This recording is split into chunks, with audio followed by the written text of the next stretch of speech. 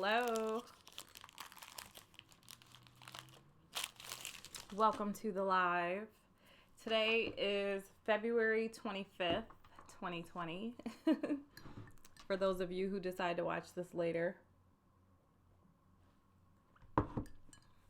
Hello. Before we get deep into the live, please hit the thumbs up button, as well as, if you guys don't mind, if you could comment in the comment section and just let me know that you can hear me okay, you can see me okay, all that good stuff.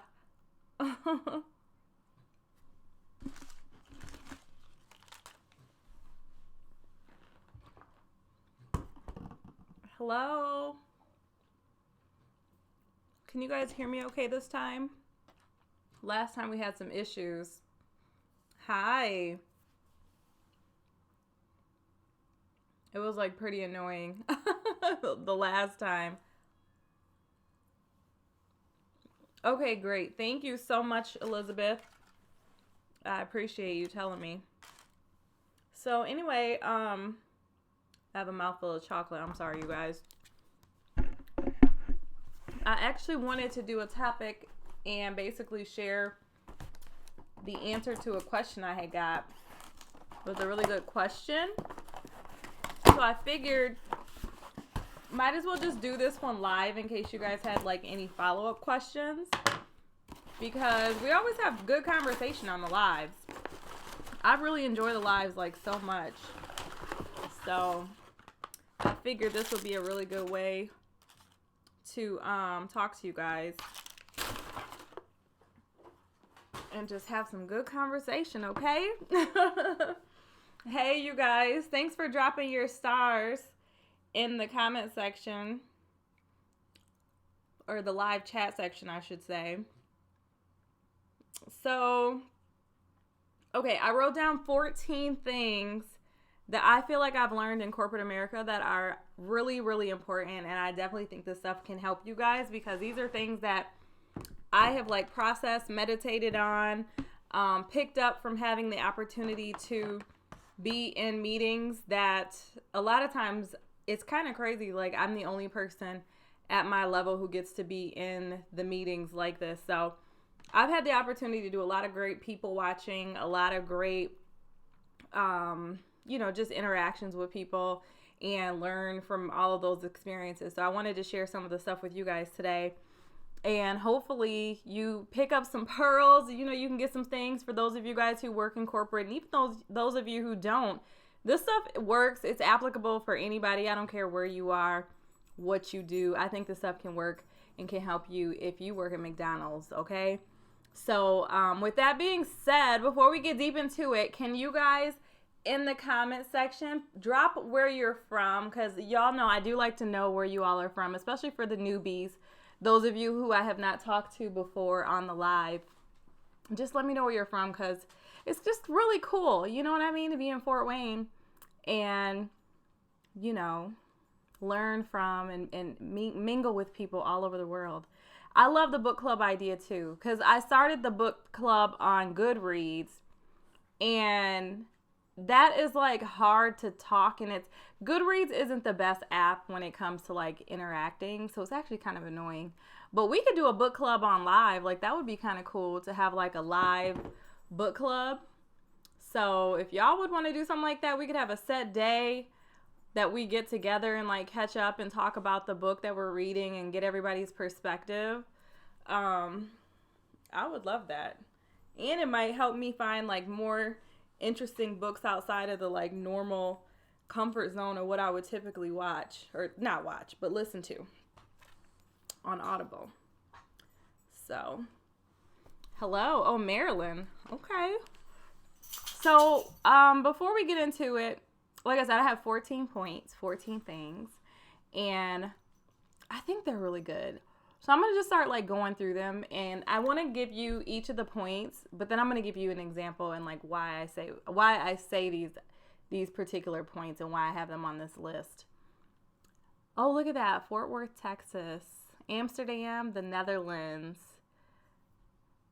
Okay, we're going to do the book club. We're going to do the book club because it'll be really helpful for me too. So we're going to figure this out.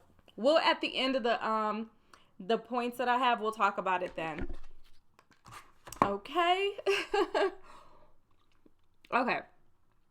So the first thing I put down that I learned from working in corporate over the last few years is, this is like annoying me, is that communication changes at different levels.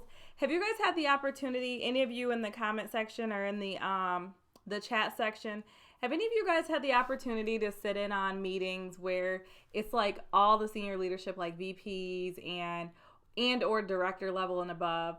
And the biggest thing I learned from those type of meetings or those type of opportunities is the communication style that they have is very, very different than the communication style of people who are like managers and below.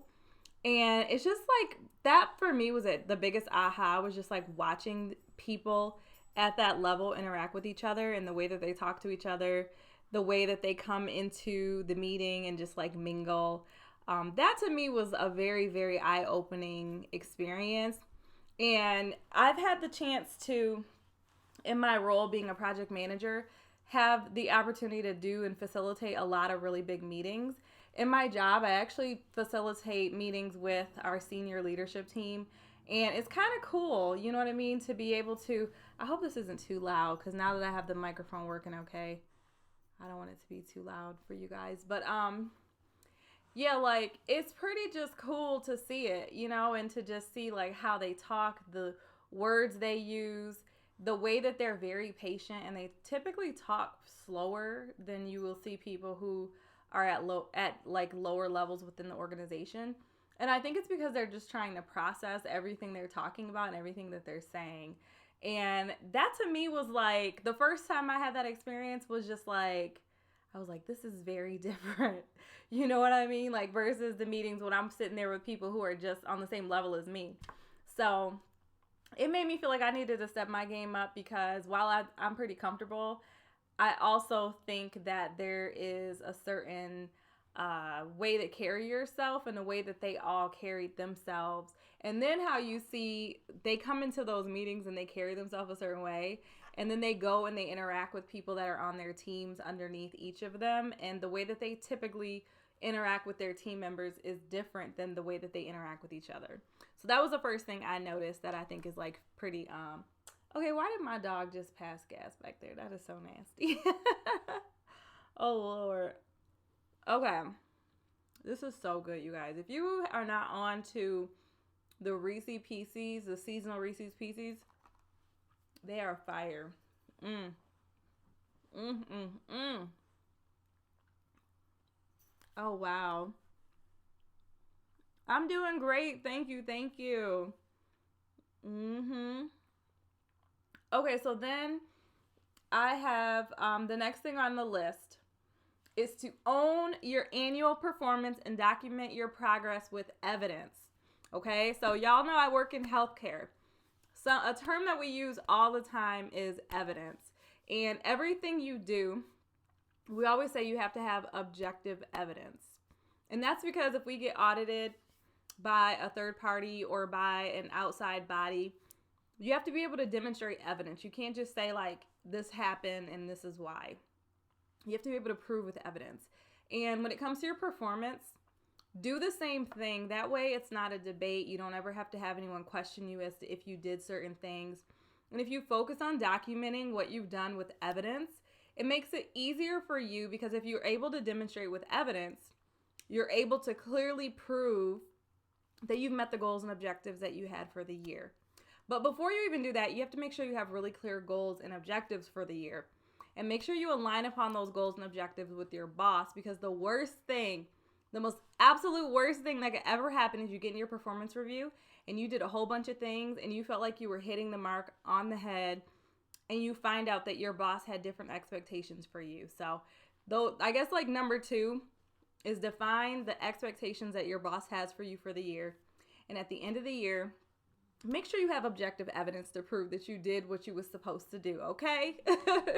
Like if you don't do that, you just definitely have sold yourself short for what you could expect. And even doing that, like a lot of times the goal process isn't perfect at most companies, but If you do those things, you typically are going to be making your boss look good. And if you can do that, like that is going to make your boss want to reward you. Okay? So, I'm going to go into number 3. And number 3 is be prepared. And then I'm going to actually split up number 3 and 4. I might have counted wrong, but it'll be something like 13, 14, maybe 15. But anyway, be prepared. And preparation is like so important. It makes you look so good. You know what I'm saying? Like, don't ever walk into a meeting and not be prepared. Make sure you understand what the meeting objective is, what the purpose for the meeting is. You know, make sure you understand what you want to get out of it, however you can move it forward. But make sure you prepare for everything. If somebody sends out a slide deck in advance, read the slide deck from the beginning to the very end. Always do that. If I can leave you with like one best practice of anything I'm going to say today, if you do that one thing, I promise it's going to make you look like a rock star. And I actually got that from the previous CEO that was at our company. And I used to have the chance or the opportunity to sit in on meetings with him. And the one thing that was pretty cool about him that I picked up is he would always make the organization provide slides to meetings for him in advance. So he'd want all the slides to come to him the Friday before the meeting. And if you didn't get the slides to him the Friday before the meeting would have to be moved because he needed the weekend to be able to look at the slides in advance and be prepared. And when he would come into those meetings, he always had notes on the slides. He had good questions. He was thoughtful about who was going to be in the meeting. And it just was something that I walked away and I was always like super impressed by. And he always knew everybody who was going to be in the room and he would speak to us. You know, like there'd be times where I'd be in the room and there's 10 people, 10 other VPs, and he was in the room and he'd make a point to speak to every single person and he would engage each person and make you feel like you were important. And he would speak to me and would say, "Hi, Kristen, how are you doing?" He'd ask about my kids and stuff like that. And those little gestures are things that, in my opinion, definitely set you apart because you just see people. And not to say that people in leadership can get to their level and not do those things, but I definitely think that was something that for sure set him apart. And I also had the opportunity to work with this. It was a lady. She was a VP too on the operating committee. And she did something similar, but she didn't force us to give her slides in advance, but she read everything. She knew everything. You weren't going to get anything past her. She was always very prepared. And a best practice that she would do is she actually would have the decks. Anytime she'd go into a meeting, she would have the previous slide deck from that same meeting. So if it was a recurring meeting, she'd have the previous slide deck with her notes on it. So she always knew like what was the historical background on the conversation that had happened. So find a best practice for you to be prepared, but be prepared. I think that's important, and I definitely think that sets you apart. So I'm going to look at the comment section for just a second and see what's going on. Make sure I didn't miss anything.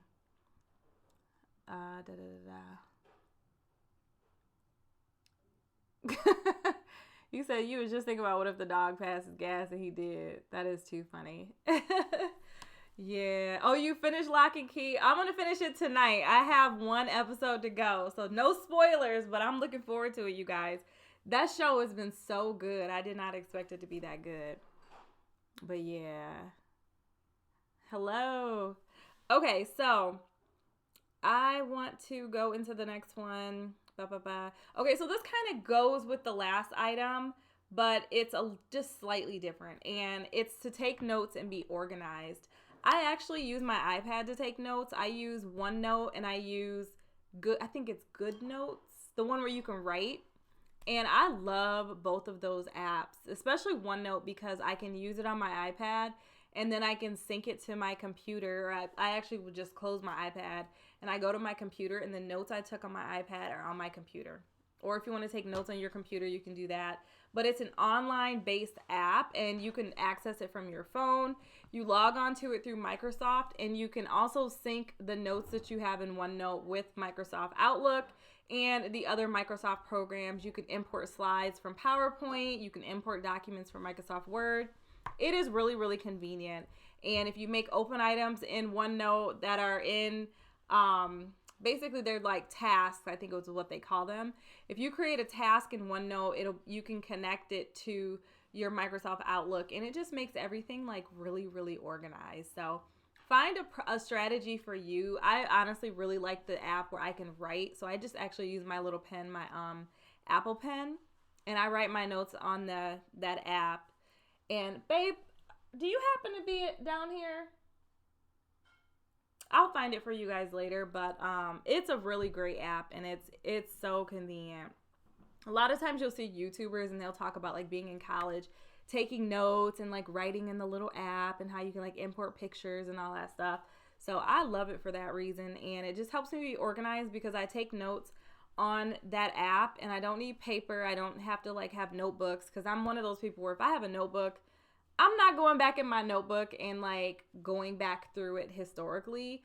And it just becomes frustrating having a bunch of notebooks. So I got rid of the paper and now I use my Apple iPad, and it's so convenient and it's easy to be organized. So why don't we go into the next one, which again, this is kind of connected as well, but I think this is important too. And basically it's to have a strategy for your notes. So whatever your note strategy going to be, make sure you come up with it and stick to it. And it's important because if you're like me, if I don't have a strategy for how I'm going to take my notes when I go into meetings, I'm going to end up in the meeting and I'm going to just end up talking, and it might be a productive meeting, but then I leave and there's going to be things that I forget and I don't take and move forward for the future. So take really good notes, do a good job of organizing your notes, and have a strategy for what that's going to look like moving forward. So I definitely think that's important. Don't take it for granted, especially like me, because there's times where I'll look back and be like, I don't remember what the action item was, and you have to ask somebody. Like, don't be that person. Be organized, be on your A game, be someone where people look at you and they're like, dang, they got it all together. You know what I'm saying? Even if it takes you extra work, be that person who has it all together. Okay? So that's that one.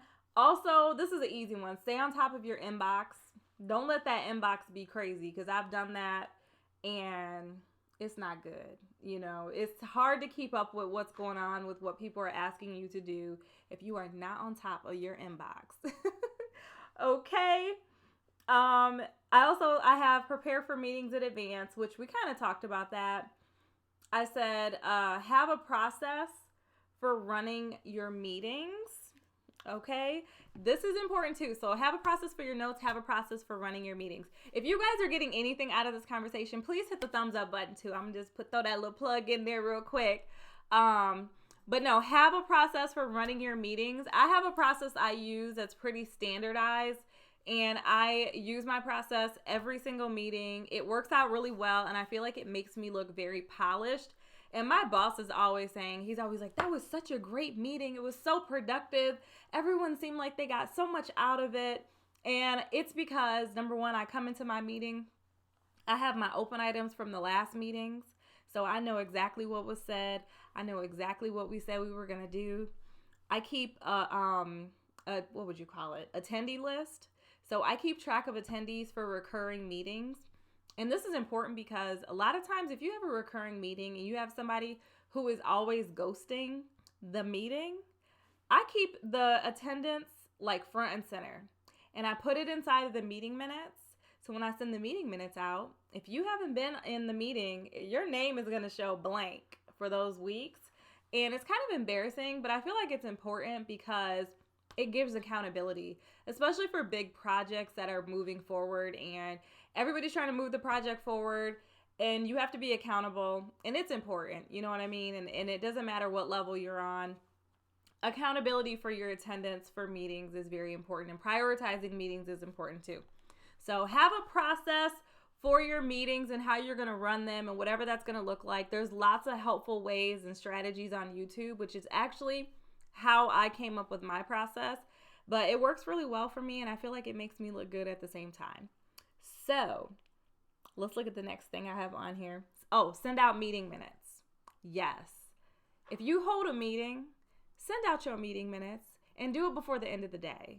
I always do meeting minutes because I want to make sure that we're aligned on what was said and it's not just my perception of what happened, because I don't ever want to have to debate you about something that I had written down that happened. So I send out meeting minutes, which is like, if I don't hear back from you and in the future you say that that didn't happen or that's not what we agreed, I'm going to resend you those meeting minutes. And I'm going to show that you never replied to me to say you disagreed. So why would I think that you didn't agree with what was said if I sent you that email? Just like if you were subpoenaed to court and you received an email and you didn't agree with that email, the judge is going to tell you no, because that was your opportunity to speak up, is when you got that email. So send out your meeting minutes. You know, it's kind of like that CYA. That's why I do meeting minutes, and I do it every single time, even if it's not a recurring meeting. All right. This next one, this is more for me, but this might be helpful for some of you guys who may be a little bit passive. And the topic or the instruction is to put some bass in your voice. Okay?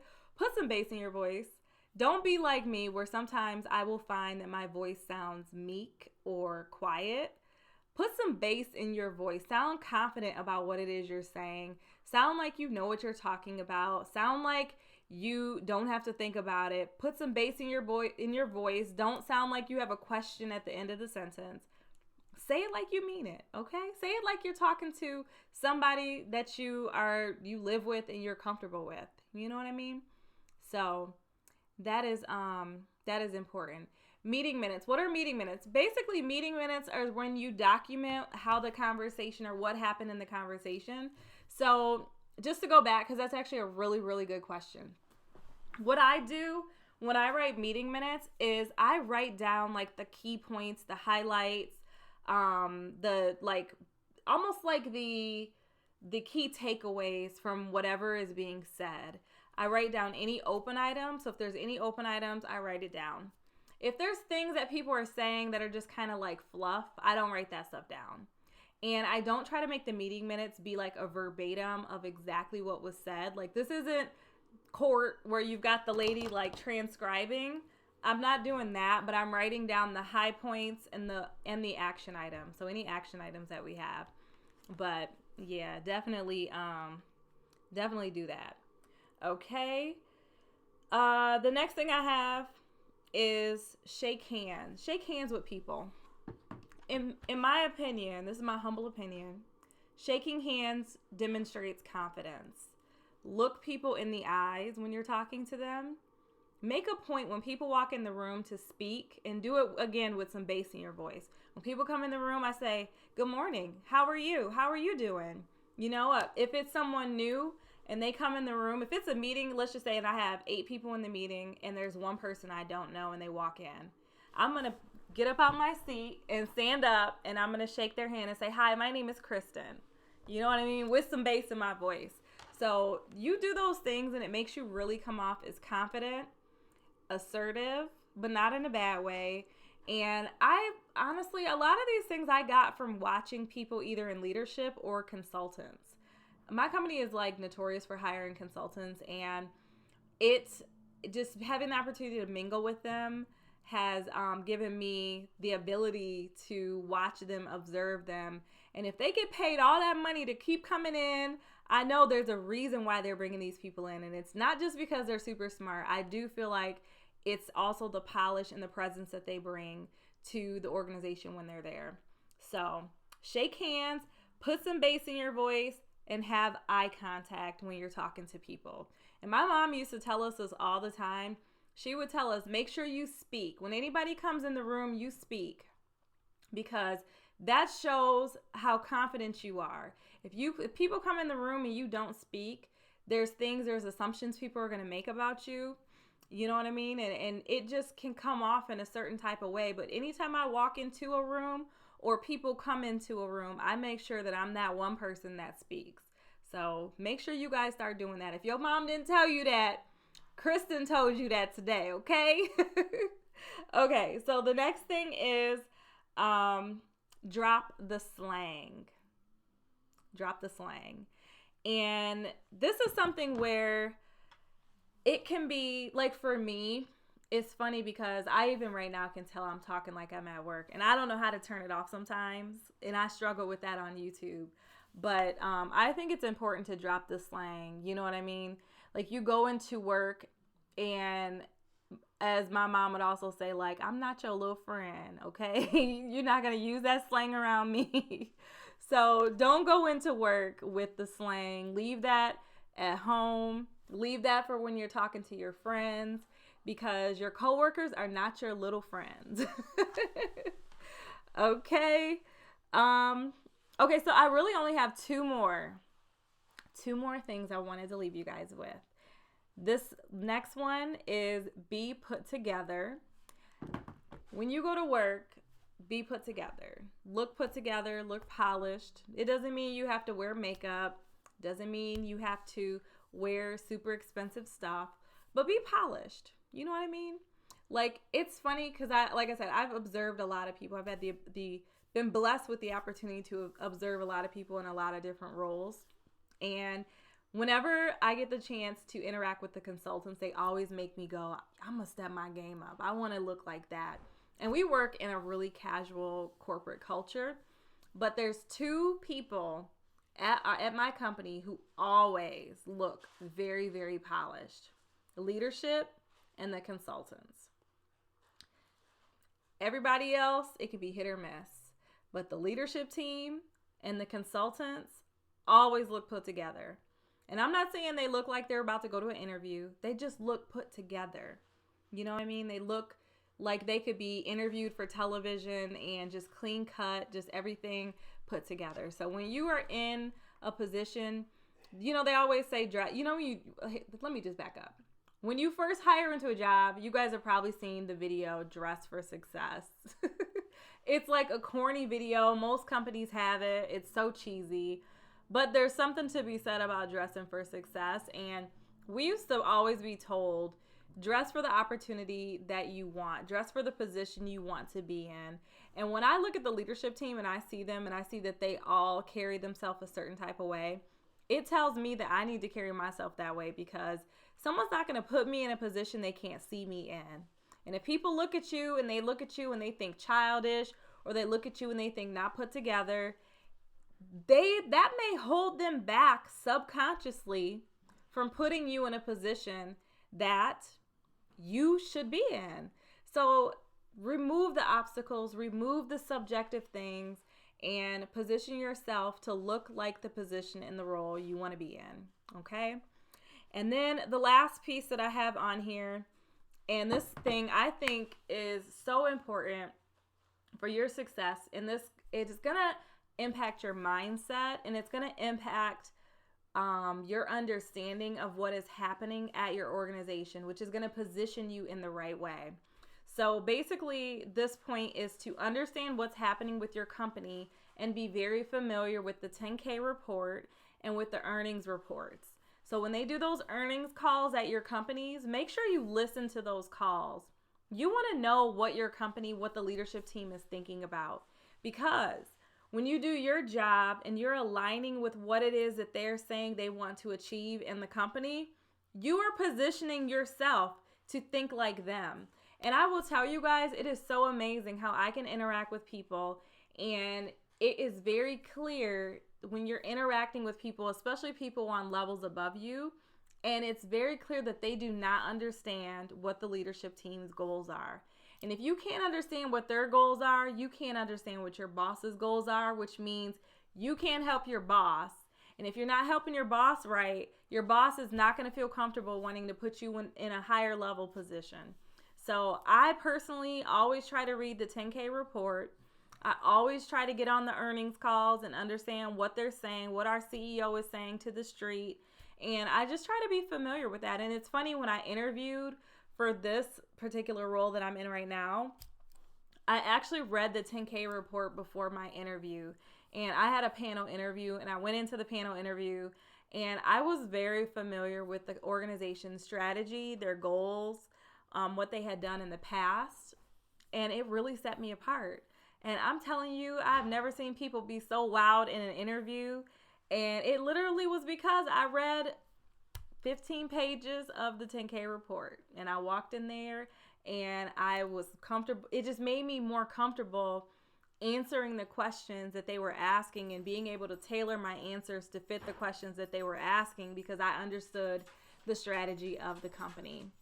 So with that, I just wanted to kind of like go through some of those bullet points and just share with you guys, things. And again, this is my perspective. I work in medical devices, so the industry that I'm in isn't always going to be mirroring what you see across the board. But I think the high points, like if you guys can kind of like separate some of the things that may be more specific to me and just like think about some of these high points, I really think that these points could be helpful and can help position you for the next level, because I feel like that, again, is why I wanted to do this channel in the first place. And these are the things that are always on my heart. I know that when I was first starting out, I didn't have a lot of people that could help me and a lot of people who would share these type of things with me, and I kind of struggled with like, asking people, can you mentor me, or trying to figure out what I needed to do. And I had to just like figure it out from scratch. And now, we have the internet, we have YouTube and stuff like this. So I just really wanted to, even though I try to have a lot of fun with my channel and I like do things based on where I'm at in that moment and what I'm feeling, but at the same time, I definitely would be remiss to not share these things with you guys, and hopefully help somebody out there, help you guys go to the next level. And I was sharing, I think in the last live, just some statistics about comparisons of the African American community to the Caucasian community, and there were some financial comparisons. And I just honestly I want to empower people who are younger and who are going through some of the same similar things that I went through to be confident enough to position yourself or position themselves to go to the next level. I want you guys to make more money than I have made so far in my life. And I feel like I've done pretty well. And sometimes I look back and I think about Kristen at 22 or 25 or 28.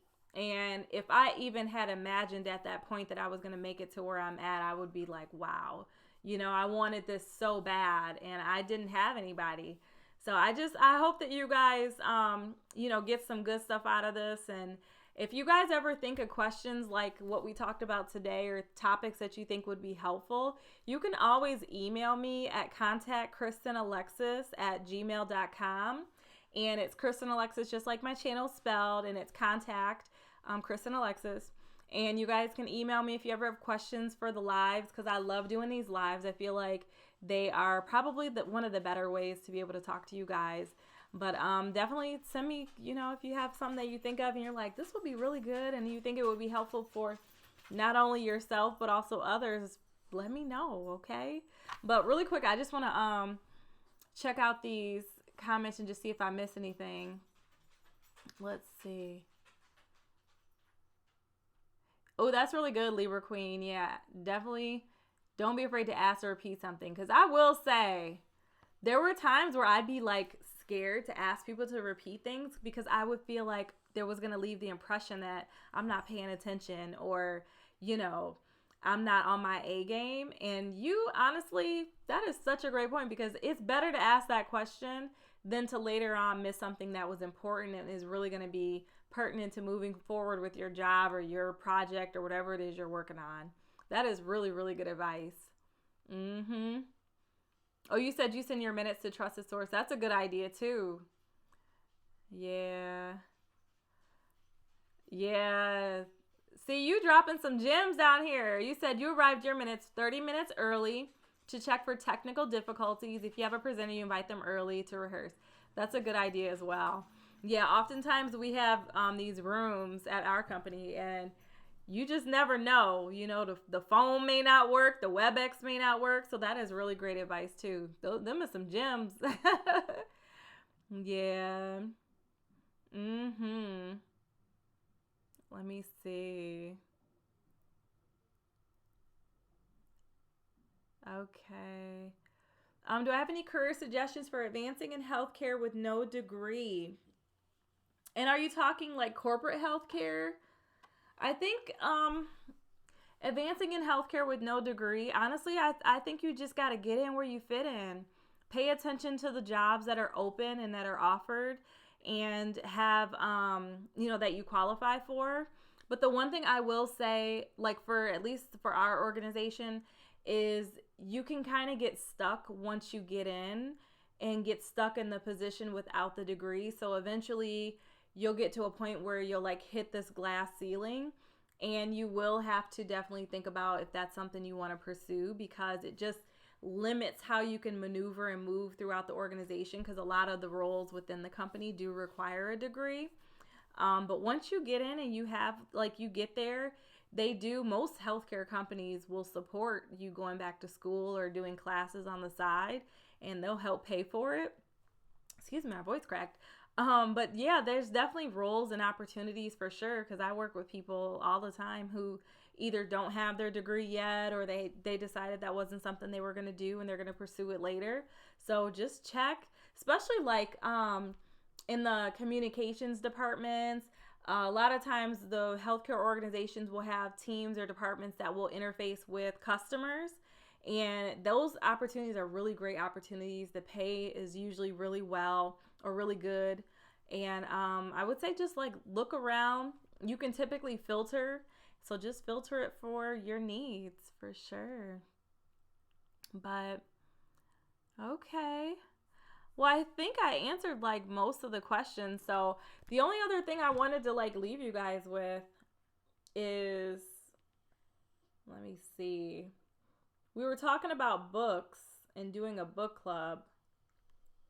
So I did want to share with you guys some of the books that I've read so far this year, and just kind of give you like my quick little perspective on them in the event you guys want to check out any of these books. So I told you in the last video, about the book called The Influencer, and this book is by Brittany Hennessy. I read this book like I think 3 times. I read it 2 times when I first got it, and then I recently just read it again. Love it. It's real helpful, and for me, this is one of those books where when you're doing stuff like YouTube and when I feel like I need to make some adjustments, it's helpful to come back and hear what she's saying and just like apply it. You know what I mean? So, if you do anything with social media, definitely check out this book. It's great, very informative. And she worked as, I don't know what you would call the title, but she did a lot of like working with influencers and placing them with companies. So her perspective is actually very unique, but it's really, really, really good. So there was that one. I also read the book Success Through a Positive Mental Attitude by Napoleon Hill. That one was good too. That book I got because when Kobe passed, it was I saw like it was like a story or a TV show or something, and they were talking about Kobe, and they described when he first met Michael Jackson, and this was a book that Michael Jackson recommended Kobe Bryant get. So when I heard that, I was like, added it to the list, and I read that one, or I listened to it, I should say, on Audible. Then I got Contagious, Why Things Catch On. That book I liked. It had its high points, and it had points where it was really, really boring, though. The same with the one that I just told you guys, Success Through a Positive Mental Attitude. That one had high points, and then it had points where it was kind of boring. If you already subscribe to the whole mindset of like, be positive, if you stay positive, if you believe you can do it, you'll be able to do it, then you may not need to read this book, because I feel like it's for people who are like at that beginning phase of that whole mindset. And for me, I'm already there, I already subscribed to that thought process. So it was like very repetitive. And because of that, it became boring at times to me. I was like, oh my goodness, this is so boring. But it's good if you're like a newbie to that mindset. I also read the 10X Rule, which I told you guys about this one a couple weeks ago. Loved it. Really good. This one, it pushed me to want to make bigger goals. I've always made goals that I felt like were realistic goals. And this book definitely pushed me to press into, push myself to make bigger goals for myself that maybe are going to take more effort. But he explains a lot of supporting reasons and rationale as to why you should do that. Really, really great book. So those are the books that I had gone through. I also revisited a couple. Let me go into my Goodreads real quick. Hold on one second. I started Dave Ramsey's Financial Peace University book, which I think I showed that in the, which video was that? I can't remember. I think it was the video where I was like clarifying my whole like financial journey and whatnot. That one was good. Let me just make sure. Oh, okay. 2 more books I want to recommend to you guys. And then I'm going to do some thinking about the whole book club, and maybe we can like kick around some book club ideas. If you guys think of any books that you think would be great for the book club that we all could read, let me know. So like send me a comment or email or write me on Instagram, and I'll put together a couple ideas. Then we can do like a poll or something like that to pick the first book. But there's 2 more books I wanted to recommend that I just like absolutely loved. Where'd it go? So this one is Outliers, The Story of Success. Really great book. Definitely gives you some ideas for strategy and for success and things that you should do. And I felt like this one I walked away with more ideas for my kids than even ideas for myself. So definitely check that one out. I really enjoyed that one. It made me think a lot. And then, oh, wait, 2 more. Gary Vee. I read Gary Vee, One Entrepreneur's Take on Leadership. That one, if you do social media, bomb. Very good, very applicable. I read that book so quick and I just loved it. And then I went back through it again. And then the last book I want to leave you guys with is The Secret. If you have not listened to The Secret and you struggle with like being positive, believing that you can achieve anything you want to achieve, if you struggle with mental talk, how you talk to yourself, if you struggle with believing that you're going to be healthy, or you ever have like fear about your life or your body, read that book. That book will help you check yourself. And I think by reading that book and putting into place the mindset in that book, it really helped me with checking myself, my own mental, the things I think about, the things I say to myself. And that has been the one book that I feel like has really changed my life. If I could like say any book I recommend for you to read that I think is going to be the one book that will change your life, that's the book. If you're a Christian and you believe in God, the only thing I will say is to don't be turned off by the use of the way they say the universe. Just replace it when you hear them say that with God. Because at the end of the day, in my mind, God is the universe. You know what I mean? So don't let that turn you off. But they say that, and in my mind, I think they do that because they are talking from a perspective of like, they've read all of the various religious books, the Quran, the Bible, and they're trying to take away all of the things that are similar across all of these books, and then the things that they've learned that have been proven to make people be successful. The book is great. It is supportive. When you get done with it, you really walk away confident. I walked away from that feeling very confident that if I do this is going to happen. So I for sure recommend it. And The Secret, I read that whenever I feel like I need a refresher because I'm being negative or I don't feel happy. And whenever I start that book, sometimes I start it even though I don't feel like reading it. I'm like, I am not in the mood, but I just put it on anyway. I like to watch the movie. They have a movie on Netflix. If you don't want to like read the actual book, you can do Audible and you can watch it on Netflix. They have an actual video you can watch on Netflix. It's like an hour and a half and it gets everything like right in there. But I loved it. It was bomb. And it changed my life. It changed how I talk to myself. It changed what I believe I can do. And it's really just been really awesome. So the one thing I wanted to leave you guys with before I get up out of here, I had a chance to talk to my best friend today. And I was just kind of talking to her because I was telling her how frustrated I was becoming with certain things that I've been working on. And she was telling me, it was such a great conversation. But one thing she said to me is she's like, I don't know why you beat yourself up sometimes. Like, you can be really hard on yourself and you don't give yourself enough credit for all of the things you're doing and how many things you're achieving. And I will say, you guys, like, I am one of those people where I'm sure you guys may do this as well. And that's actually why I put the post in the news feed, because I was like, you know what, this is good. It was good to me. So I wanted to share it with you guys. But oftentimes it can be really hard to beat yourself up and feel like you're not doing enough and feel like you're not achieving enough. But never fear. You can always hit the reset button and start over. And you don't have to do everything all at once. You can achieve certain things at the time, that you're focused on that. And then you can add something to the list for later. And I, a lot of times, will feel very overwhelmed because I'm trying to be successful at everything at the same time. And it can be really impossible to do that. And when I do that, sometimes it's challenging because it'll make me feel like the areas that I'm lacking, I'll just give totally up on that. And I don't want to do that, So I just kind of wanted to leave you guys with like the fact of like, stay positive. Don't give up on yourself. Don't feel like you have to do everything at the same time, because again, that's where I get stuck. I feel like I got to be losing weight. I have to be eating right.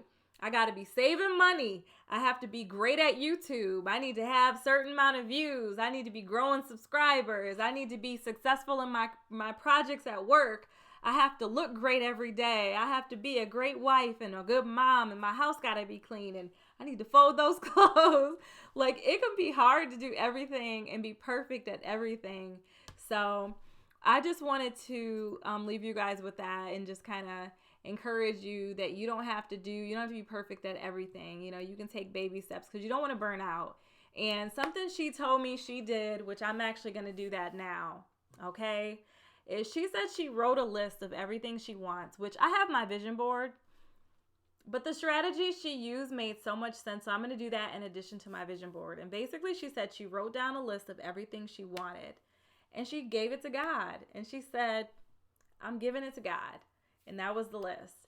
And she said since she wrote her list last year, she's achieved everything on the list except one thing. And that was such an eye-opening moment for me, just hearing her say that, and I think sometimes, at least for me, I can try to force things and try to make things happen to the point where I'm forcing it and I feel like I'm breaking it, and I think, like, for me, I just need to personally take a step back on some of the goals, because I think I've set a lot of really big goals, and I don't want to get a B- in everything. I want to get A's in the things that I'm focused on at the time, and then bring other things forward where I can get A+ in those things too. But there was a question here from Crystal. You said, did I read the book or listen to Audible, or are they the same? For The Secret, I actually have listened to the book. I read the book and I watched the video, and they're all slightly different, but the overall message is the same.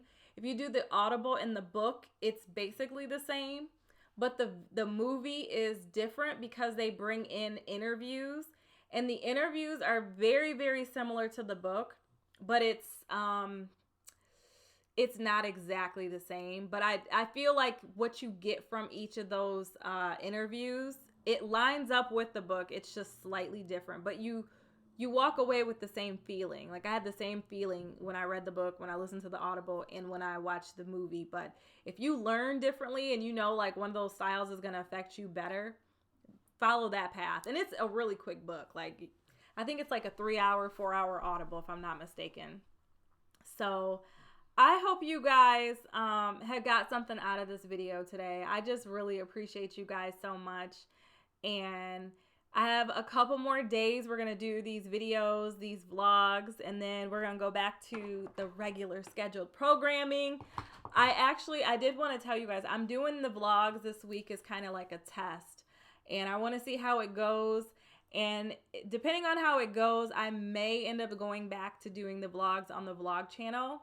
I hate to be like kicking around and doing the back and forth thing, but I really wanted to kind of do a test to see if my main channel was receptive to the vlogs, or if I need to just put the vlogs on the other channel and just focus on them over there. So people who like to watch that kind of content can get that kind of content. And then people who want to see the more like, tailored content that's more made for TV, I'll put that over here. I've just kind of been kicking it around. I'm looking at the analytics. I think the analytics, the cool thing about YouTube, they give you a lot of analytics. You get watch time, you get to see likes, dislikes, you get to see views, which views don't tell the whole story. And it's kind of funny, the last video I did yesterday, the views were like, but the watch time was really, really, really high. So I was like blown away at how long people watch that video. You know what I mean? And overall, like my watch time is typically pretty good, but that video was crazy. So I was like, wow. It was just dope to see how well received and how like that particular video seemed to resonate with people. And I don't know, I just want to be open with you guys. I feel like at times this is almost like my diary. It's a great way for me to release from just my real life. And I think YouTube in a way is therapy for me because I don't ever really feel like when I have like a down moment, like it lingers. It just kind of, I'll have down moments like anybody else, but I definitely think this is a good release for me because it kind of helps me be neutral like my husband. He's neutral all the time and, you know, he doesn't really go through hills and valleys, but, you know, long story short, I appreciate you guys. So if I can just ask you guys to do one thing if you haven't already, and then I think I'm going to go wash my hair, you guys, because I got snowed on. I have like curls popping through somewhere in here. I saw them a second ago, but I think I'm going to go wash this ponytail out and get back to the curls. But I just appreciate you guys. If you haven't already, please hit the thumbs up button. That does help me out just a little bit. I appreciate you doing that. And hopefully y'all got something. If you missed anything, come back or rewind because those points that I put together, I think those are really helpful, especially if you work in corporate. And if you watch this later or you want to add anything, comment any ideas you have in the comment section you think will help somebody else because that is what this community is about. That's why I call it K-Stars. You guys are my stars. If nobody else is going to tell you you're a rock star, if no one else is going to tell you you are a shining star, hey, you can come to my channel and that's what you're going to get from me, okay? But with that, you guys, I'll see you next time. Thanks again and have a great rest of your day. Bye.